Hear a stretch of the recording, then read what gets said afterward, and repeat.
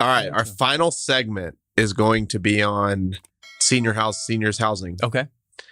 And by the way, don't feel bad about seniors. Everybody says it differently. There's seniors You housing. said seniors. I say senior. It's senior living or seniors housing. What's the difference? There is no difference. Okay, so you can say it both ways. You can say it both ways. And well, I was just kind of copying what you had said seniors housing earlier. Yes. And you're right. That it's seniors housing or senior living. I'm a senior living guy by... Yes. That's how I've said it. But when I heard you say seniors housing, I thought maybe I don't know enough here. When in Rome. When in Rome. And here we are. Okay. Go through the different types again. Okay. There's anything from memory care, which is Alzheimer's, and then everything to kind of this new kind of what they call, I guess, do you even consider independent living seniors housing? It is. It's not licensed. Okay. So it's a little bit different than, and it's not needs based per se. Okay. So assisted living, you have a mom or a grandparent that really needs help with activities of daily living. Okay. So it's needs based. They need to go to a facility where they can have their meals prepared for them. They may have to be lifted to do certain activities, different things like that. So that's kind of the assisted living, and it's licensed as such. Memory care is the highest level of acuity. That's when you may be in assisted living and then you progress in a way, or I guess digress in a way that your Alzheimer's takes hold and you really need more care. So you go into the memory care unit, and that's a lockdown unit because oftentimes they'll wander and get into tough situations because they're not sure where they are and they're unaware of different things. So that's the memory care. Independent living is really, think about it as your grandmother and her husband passes away and she now lives in a house that she can't really maintain so much on her own, and maybe she's spending more money than she needs to, and maybe she's fallen a couple times, or maybe you're concerned about her well-being or her social activity, and you want her to go into a facility that's essentially a nice apartment, but it also has activities that they do. It also has shuttles that they can take to go to Walmart or go to the store or go to fun activities. It'll have a commercial kitchen where they serve meals in a big open area, and there's a butterfly garden, and there's a bar that they can go to, and there's a cafe, and there's all these different things, and the types of facilities that we're developing. And that's independent living. And then there's also skilled nursing, which we don't really do so much skilled nursing, but that's kind of another level of high acuity, more hospital type setting there. And the types of facilities that we really like that we're building right now, we've got a couple that are open and operating and a couple under development right now. We really like the full campus aspect of it, where you go in as an independent living resident, and you either live. A lot of our campuses will build with cottages, where basically they have their own house that they live in, but it's independent living, so they can have their home health services and all that. But maybe they have a go-kart to drive around and go to the dining room or the bar or whatever it is. And you're there in independent living. There's also higher density, so the apartments in the independent living as well, where you still have your own autonomy and all that, but you have the levels of care if you need them. And then you progress to a point where you need assisted living. Maybe one, it's a couple and one passes away and they need more help than the other one did. So then that would progress into assisted living, and that would be on the same campus.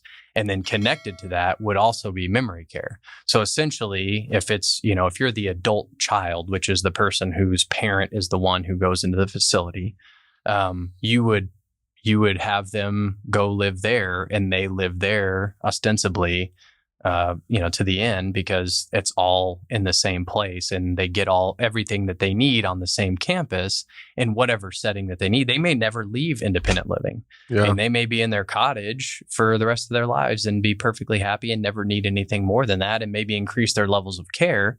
But that may be perfectly fine for them. So we like that. We like that campus feel where it's got everything that you need. And essentially it's the last place that you could live for the next 30, 40 years. I was going to say, how long could somebody possibly live on that campus? As long as they want. And who makes the decision of whether they're moving out of independent to the next assisted living? Is that usually the family or the person? You always want it to be the family or the person. Okay. Our operations teams will go in, and there's a clinical side of people, nurses that are in those facilities. They'll do assessments in those facilities and say, hey, we really think based on all these things that you need that it would be better for you to go, from independent living to assisted living. And a lot of times people will live in independent living when they really need assisted living, and their quality of life would be way better in assisted living. So you want it to be their decision, and you can't force someone to move out of one to the other, but there's certain, there's just certain suggestions that you have to make. But you always want it to be the resident themselves and their family that makes that decision. So what is how big are these campuses? So it depends. We've got some that are, one of the ones that we're building right now is, 130 independent living, and then 60 assisted living and 20 memory care. So, somewhere along those lines where it's a larger independent living, a little bit smaller assisted living, and then the smallest is the memory care. And it also, we try to right size it based on the market. So there may be a market where it's just flush with memory care, and there's not great occupancies because there's so many of them. So we'll kind of scale that part of it down. There may be some where there is no memory care, and so we'll right size it based on that, and maybe assisted comes down and memory care goes up, or independent goes down. But it just depends. So, it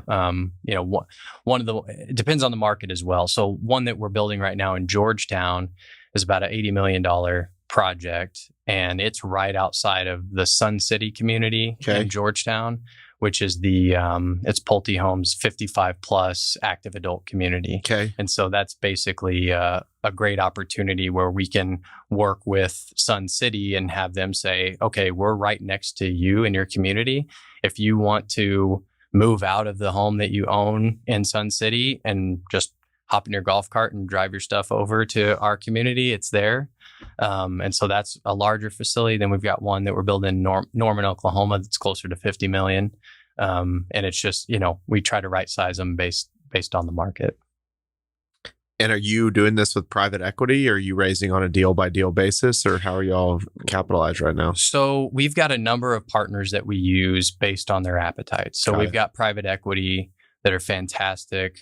We've got family and friends more on the GP side that we work with regularly, and we've gathered a number of different groups that are fantastic to work with, that we like, that we have all the documents in place that work well for everybody. They like what we're doing. We like the way that they operate, and we've kind of done it on a deal by deal basis. One of the things that we've talked about, and hopefully would do at some point if it were the right fit, is kind of put together a programmatic platform where we have someone that comes in and says, we'll handle GP, LP, and pursuit costs or whatever else it is. Yeah. And we'd love to figure out a way to do a programmatic platform and, scale up however we need to. So far, and it's not terrible, but we put each deal together individually. Yeah.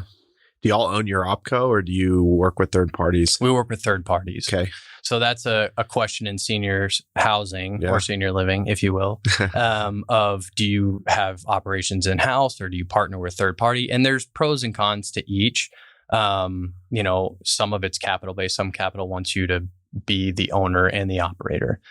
Some don't want that. And so what we did is a little bit of a hybrid of that. So when we first got into really heavily investing in senior living, we, now I'm thinking about seniors housing for senior living.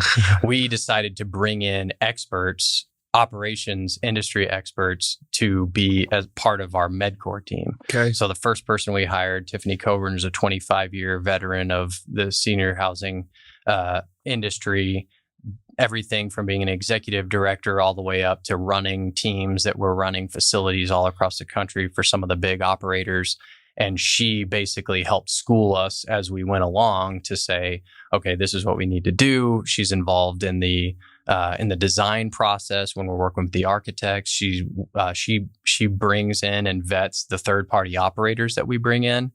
And then we actually hired subsequently another guy named Jack Burt, who, very similar pedigree, who's involved in operations. So they help on the asset management side. They're managing the managers. I mean, we don't want to step on toes, but we need to be able to tell our investors that yes, these expenses went up, but that's normal. Yep. And this stands to reason. Or, conversely, we're a little bit concerned about this. We're going to talk to them about it and see what we can do. Yep. And so that's another thing. We try to be as self-aware as we can and know what we don't know. Yep. And so one of the things that we didn't know and we're learning, and we've learned a lot. I would say we know a decent amount now, fortunately, but we knew we weren't operations experts. We knew we didn't want to, at this moment in our company, start our own management company. So we brought in the expertise that could do that for us. Yeah, I mean, anybody that gets all starry-eyed about seniors housing or senior living, I don't think they really know how operate. I mean, it's people say it's real estate. It's really an operations business. It completely is. So I'm just imagining one of these brand new campuses, and I know there's a lot of innovation kind of happening in that world. I'm just kind of curious, like, what are the amenities that y'all are putting on site to make these residents love where they live?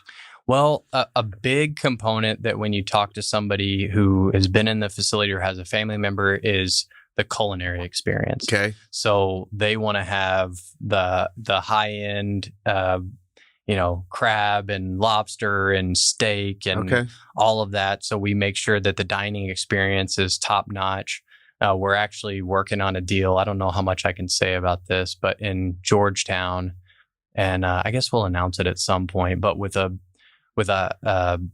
very famous chef who will help run all of the restaurants. So that's the other thing, is there will be multiple dining experiences and multiple venues that they can go to. So for instance, in the Lake Houston one that just opened, there's the main dining hall, and then there's a cafe, there's a bar that they can go to, a fully stocked bar. And so all of those different types of amenities, and just providing different types of activities and, everything from arts and crafts to, they're taking a field trip to a mall or to, different things like that. But basically providing different experiences and social activities where you're not going into a facility.